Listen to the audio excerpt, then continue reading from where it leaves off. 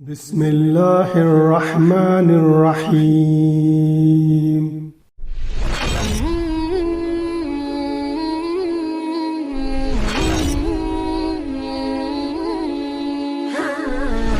ناظرین، پیش خدمت ہے حدیث رسول صلی اللہ علیہ وسلم۔ ہم سے ابو نعیم نے بیان کیا، کہا ہم سے زکریا نے، انہوں نے عامر سے کہا میں نے نعمان بن بشیر رضی اللہ عنہ سے سنا، وہ کہتے تھے کہ میں نے رسول اللہ صلی اللہ علیہ وسلم سے سنا، آپ صلی اللہ علیہ وسلم فرماتے تھے حلال کھلا ہوا ہے اور حرام بھی کھلا ہوا ہے، اور ان دونوں کے درمیان بعض چیزیں شبے کی ہیں جن کو بہت لوگ نہیں جانتے کہ حلال ہے یا حرام۔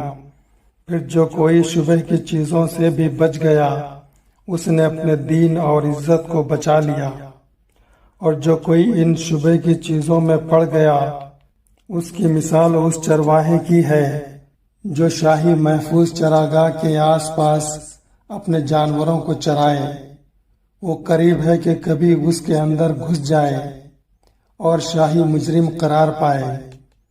سن لو، ہر بادشاہ کی ایک چراگاہ ہوتی ہے، اللہ کی چراگاہ زمین پر حرام چیزیں ہیں، پس ان سے بچو، اور سن لو کہ بدن میں ایک گوشت کا ٹکڑا ہے، جب وہ درست ہوگا سارا بدن درست ہوگا، اور جہاں بگڑا سارا بدن بگڑا۔ سن لو، وہ ٹکڑا آدمی کا دل ہے۔